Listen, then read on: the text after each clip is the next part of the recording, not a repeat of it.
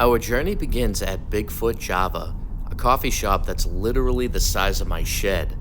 But don't let the size fool you. They serve the most delicious coffee you'll find anywhere. I ordered their Americano, and it was the perfect fuel for the adventure that we have ahead. I'm sure it'll be great. Thank you. Thank you very much. Thank you. I hope you have a great day and enjoy your trip. What was your name? Kaylee. Kaylee, nice to meet you.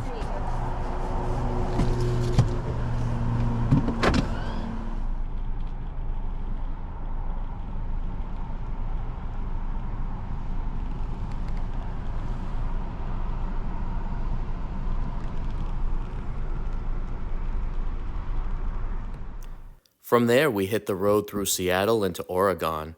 The Pacific Northwest welcomes you with towering evergreens and rolling hills that stretch endlessly in every direction. There's something magical about these winding roads. Each turn reveals another postcard-perfect view of nature at its finest. Mile after mile, we're surrounded by dense forest of Douglas fir and cedar, their branches creating a natural canopy overhead. The morning mist clings to the mountainsides, and every valley seems to hold its own secret. This is the kind of drive where you find yourself slowing down just to take it all in. The way the light filters through the trees, the glimpses of distant peaks, and those moments when the road opens up to reveal sweeping vistas that remind you why people fall in love with the Pacific Northwest.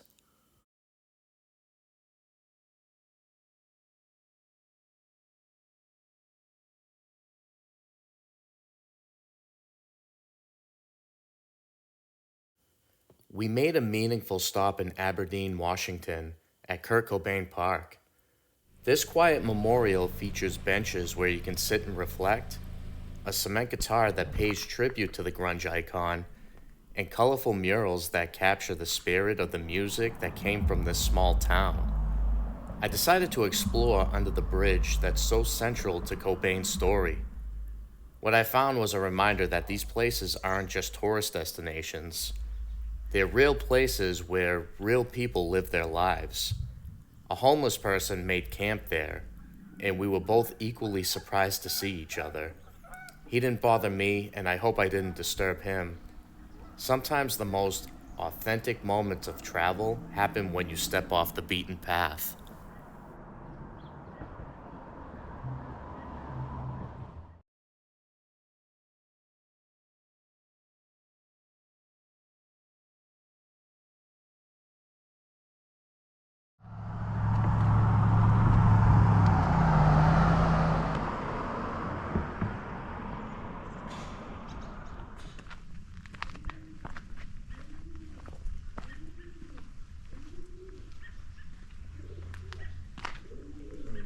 How are you?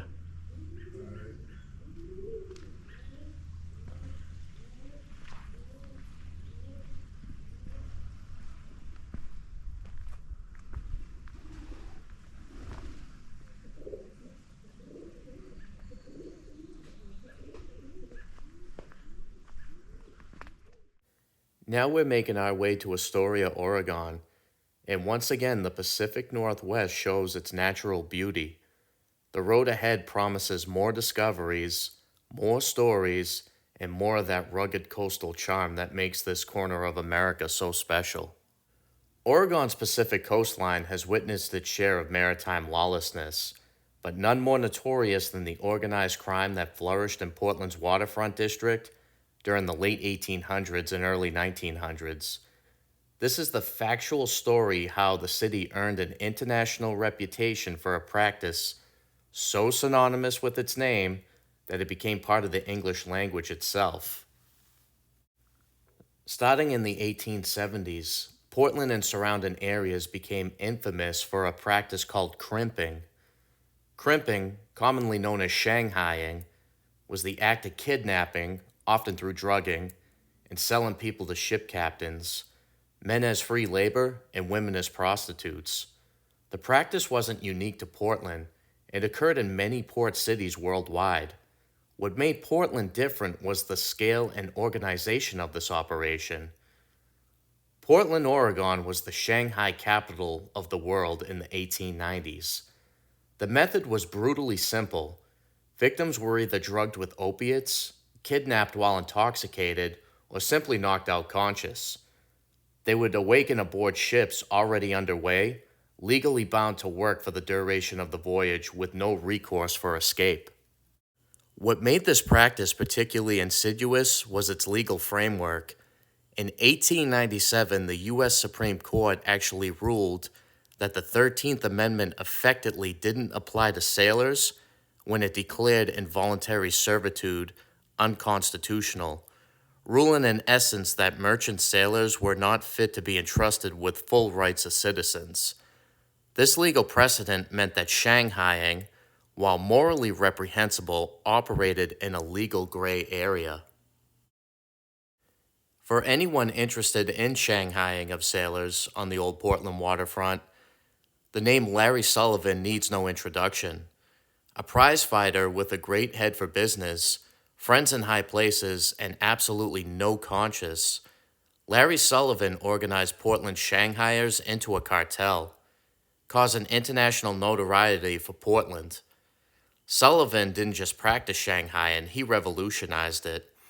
The legend of Portland's border master sparked an international incident when he figured out how to shake ship captains down, foiling their plan to stiff their sailors for the journey's wages. His operation was so sophisticated that it generated a chorus of international protests from British, French, and German embassies. It's important to understand that these international protests were actually about. The embassies didn't care about the sailors, nor about Shanghaiing. They cared about the ship captains who considered themselves robbed because they had to pay their sailors. The protests weren't about humanitarian concerns, they were about money. No discussion of Portland's Shanghaiing era would be complete without addressing the famous Shanghai tunnels. However, the historical record requires careful examination of these claims. While historians have found no evidence to substantiate the existence of a tunnel network, the myth has persisted. More specifically, historians have stated that although the tunnels exist and the practice of Shanghaiing was sometimes practiced in Portland as elsewhere, there is no evidence that the tunnels were used for this. There is no historical record or evidence of Shanghaiing being practiced in the tunnels from the time period it is to have said have taken place. In fact, the earliest mention of a connection between the practice of Shanghaiing and the tunnels dates from the 1970s. However, some evidence suggests a more limited role. There's pretty good evidence that parts of the underground network we know as the Shanghai tunnels today were used to Shanghai sailors, but they were used as dungeons, not as a transportation network. The end of the crimping era would come not from the law, but from commerce.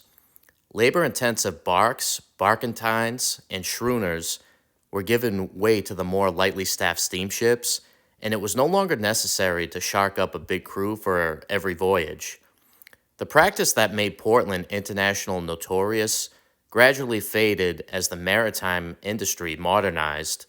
Steam power required smaller, more skilled crews, making the mass kidnapping of sailors both unnecessary and impractical. The true story of Portland's Shanghaiing era doesn't need embellishment. The documented facts are disturbing enough. It stands as a sobering reminder of what can happen when commerce operates without conscience, and when society turns a blind eye to systemic exploitation.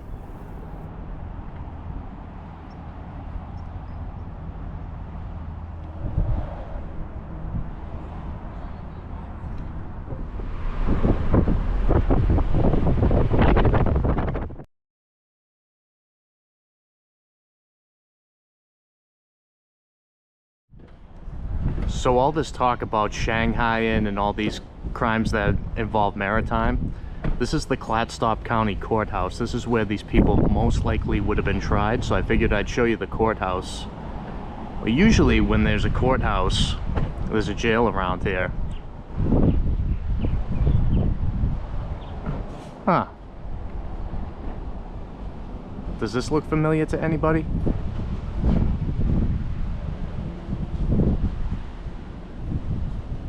Guys, this is a filming location from the movie The Goonies, where the Fratellis escape jail and then go on a high-speed chase. Here's their Jeep right here.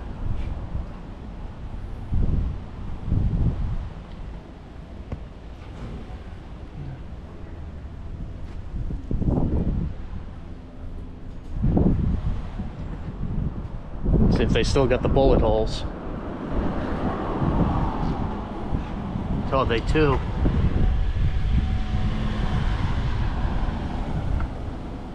That's funny.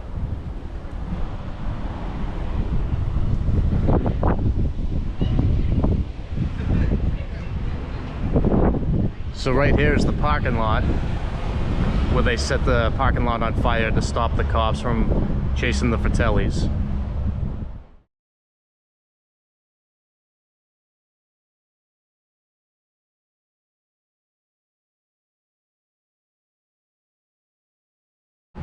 It's right by the courthouse.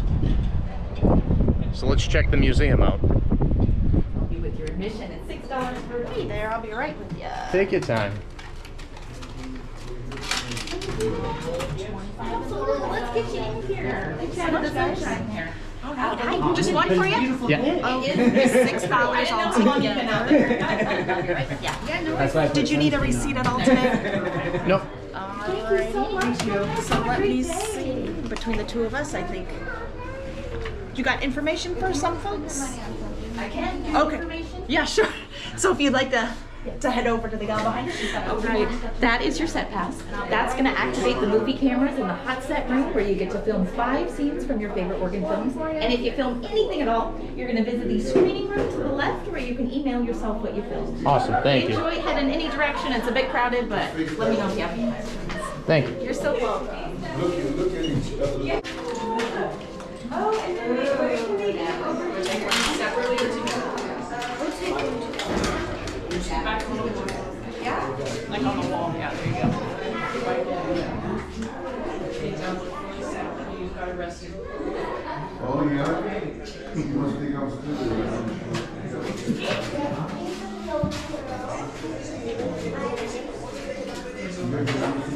Yeah.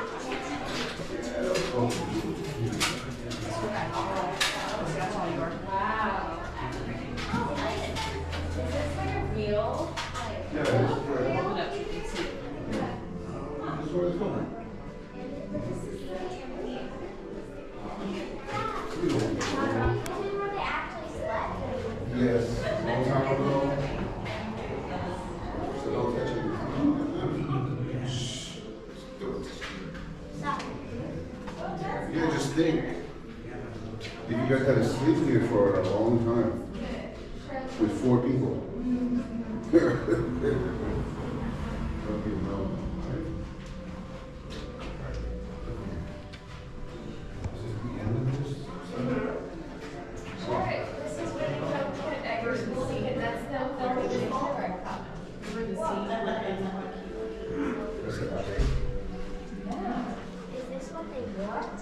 Oh, that's one of the costumes of the kid. One of when you watch the movie, you're gonna know who that kid is. He's good. That's his outfit. He's got all bunches. Let's turn right and go see that first before we go the other way. This was the actual cell where Jake Fratelli tricks the guards into leading to his escape. This was actually a real jail cell at one time. While it's only 4 by 6 feet, for 4 people, this would not pass for today's humanitarian standards.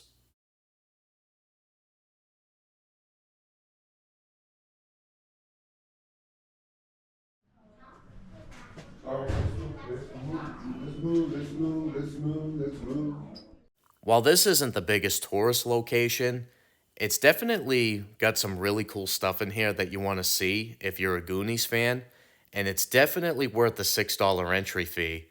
It's even got a really cool gift shop at the end, with plenty of Goonies merchandise, along with some other movies that were filmed in Astoria.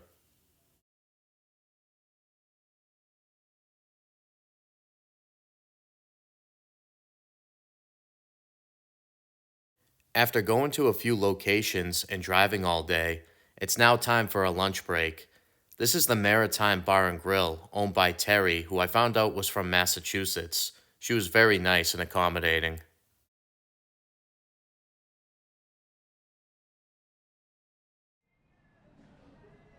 This isn't just your typical watering hole.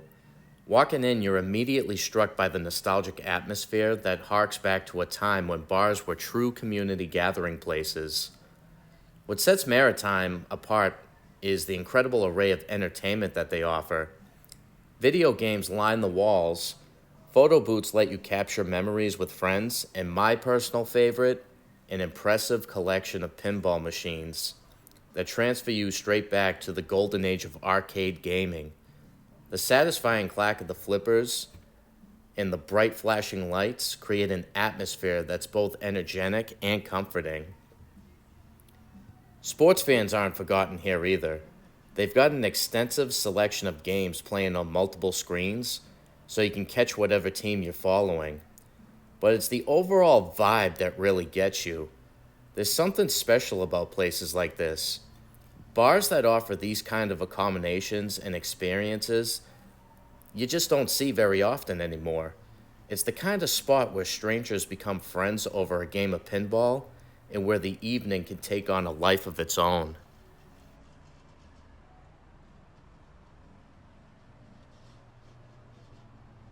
The owner, Terry, and I both bonded about being from Massachusetts. I explained to her that I no longer drink alcohol, but she was still more than accommodating and offered me a Sprite.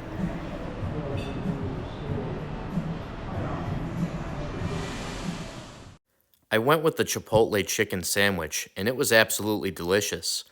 What I really loved was a simple touch that made all the difference. Instead of the usual French fries, they offered tater tots. It's those little details that show a place really cares about giving you something special. Something just a bit different from what you'd get elsewhere.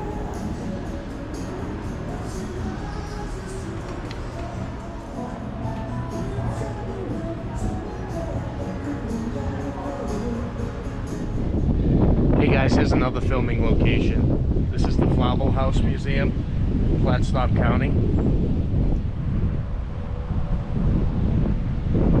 And if you notice,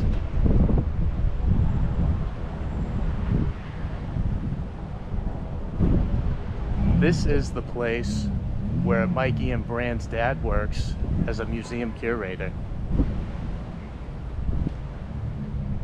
He was out front fixing the flag as the boys were riding by on their bikes.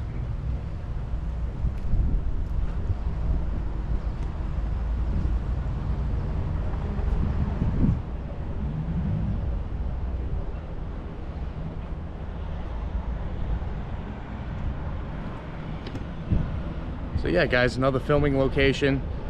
I'm just having the time of my life. This whole place, Astoria, Oregon. Beautiful place, beautiful people, and I'm just reliving my childhood.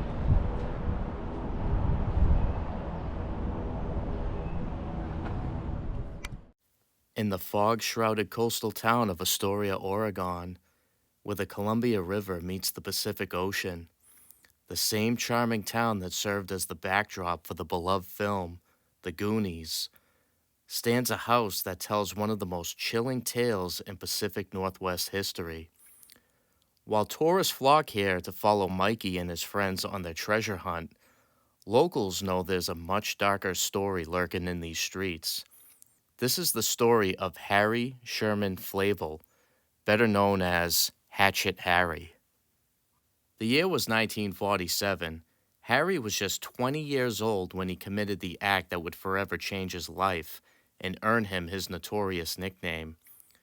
When neighbor Fred Fulton came over to help after hearing Florence Flavel's cries for help, he discovered Harry had locked his own mother in a room. In a violent rage, Harry attacked Fulton with a hatchet, leaving him severely injured. From that moment forward, the Flavels became recluses. Harry, his mother Florence, and his sister Mary Louise retreated behind the walls of their Grand Victoria home. Built in 1901 by Harry's grandfather, the respected sea captain George Conrad Flavel, The family that had once been pillars of Astoria society became outcasts, shrouded in whispers and fear. But the Hatchet attack was only the beginning. Decades later, in 1983, Harry's violent tendencies would surface again. He attacked a man, hitting his car with a chain and then stabbing him. Harry was found guilty of assault, though not attempted murder, and sentenced to 7 years in prison. In 1990, after serving his sentence, Harry was released, but faced additional probation violations and a potential 1-year sentence. Rather than face the consequences, the family made a fateful decision. Harry, Mary, and Florence simply vanished into the night, abandoning their ancestral home, disappearing without a trace. Today, the Flavel House stands as a ghostly reminder of how one violent act can transform a family's legacy forever. The name Hatchet Harry still echoes through the streets of Astoria, a cautionary tale of rage, reclusion, and the shadows that can consume even the most prominent families. All right, welcome back, everybody. We're at the Lower Columbia Bowl Alley. Why are we here? Does this sound familiar? Ah, shit! Oh wow, a police chase!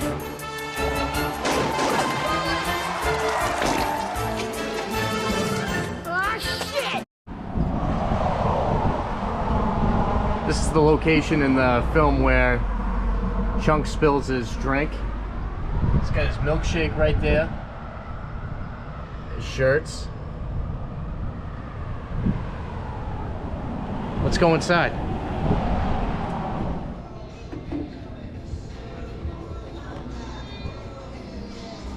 Hello. Welcome. How are you? Good, thank you. Chunk's window. Awesome, awesome.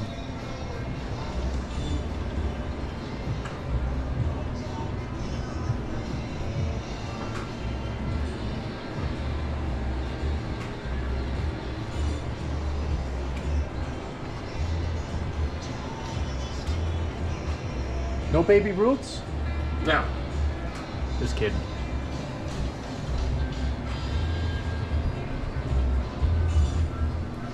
Here we go.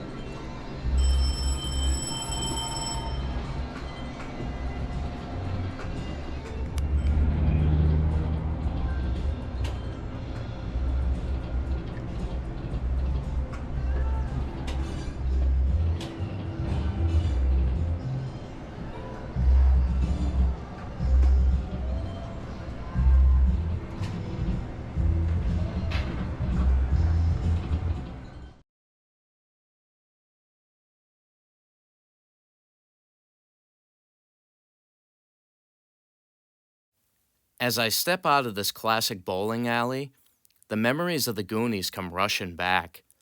It's a reminder of a simpler time, filled with adventure and friendship. But life isn't always as straightforward as a movie plot.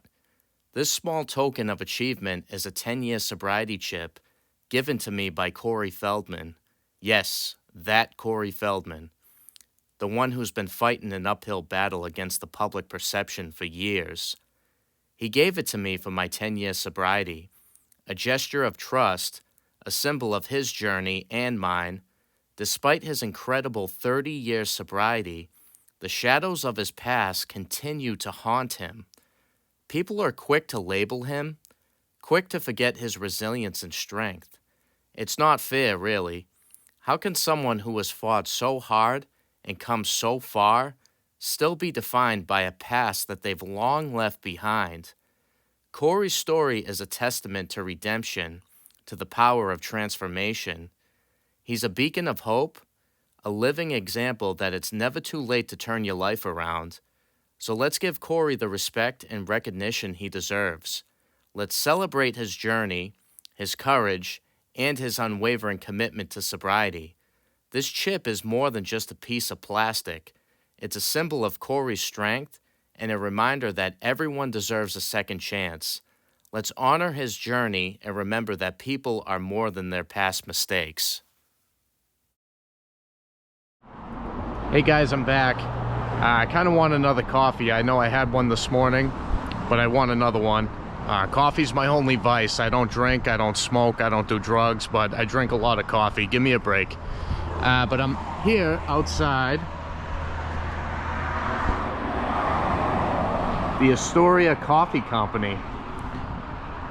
Why is this relevant to the movie The Goonies? Real fans will know. This was a location of a deleted scene.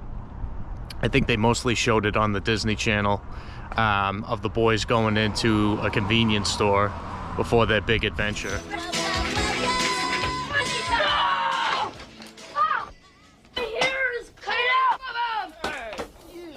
Goonie! Nobody hits my brother except me. And this was the convenience store, so let's head in there.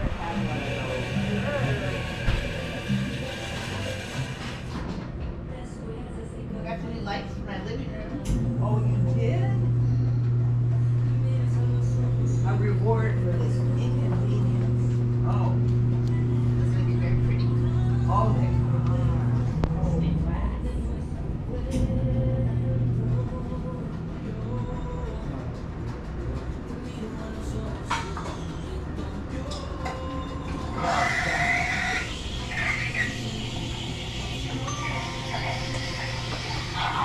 Great.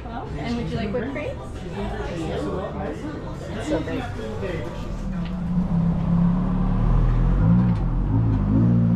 All right, guys. So they were super nice in there.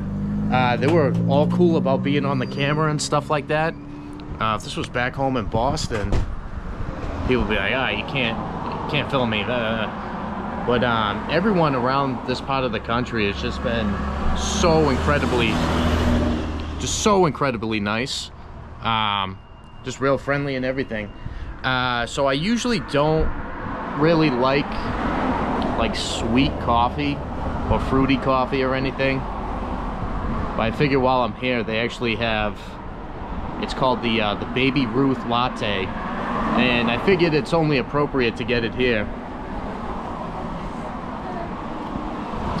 Nice, really good. I got my sister.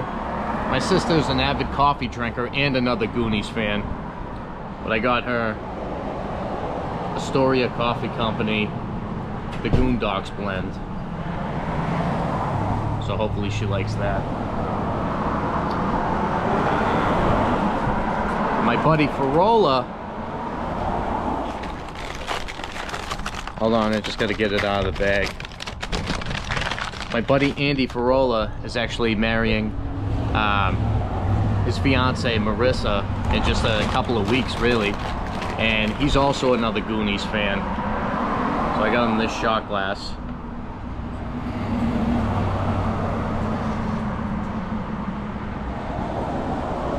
But yeah, guys, this place is beautiful.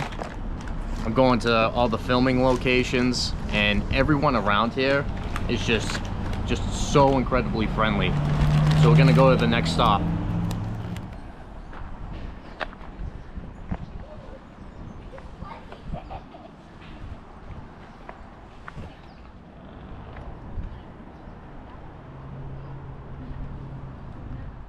Hey guys, I'm about to walk up this hill right here. So where are we going?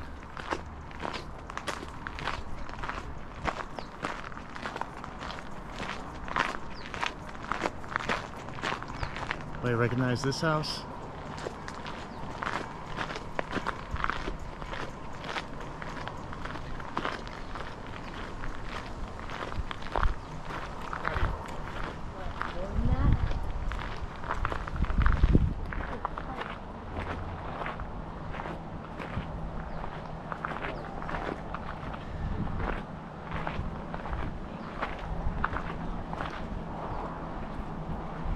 The Goonies house from the movie. So here we are, guys, in front of the Goonies house. currently owned right now by another Goonies fan. He was paying to remodel the house as close to the movie set that he possibly could. Yeah. So here we are in front of the house. I don't know if you can see it, but they got the chicken there.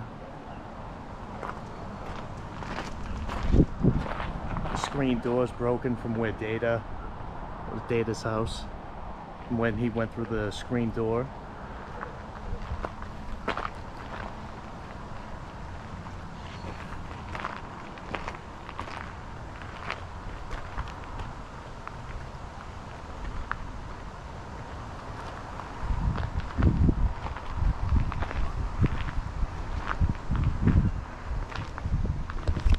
Pretty awesome. So guys, the new owner is really cool. He lets people come up here and check out the house, and he's remodeling it, and it's costing him a lot of money to do it, and he's really cool. So if you make it here, make sure you Venmo him. You know, give him a little something. All this stuff's expensive. And he's doing his best for the Goonies fans to keep the house like this. Let us all come here and enjoy it. So throw him a couple of bucks. All right, guys, back in the car. Turn the AC off for a second. Got an hour or two before our next plan.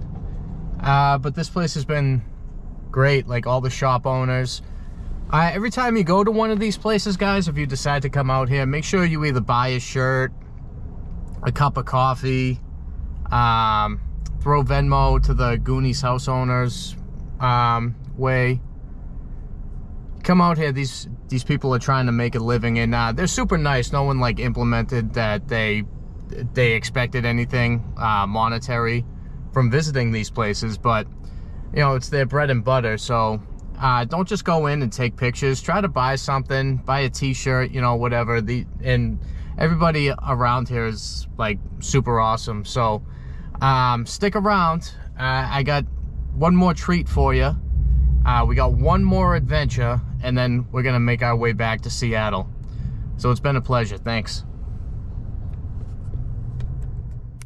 All right, guys, still in Astoria. Tell you what we're gonna do.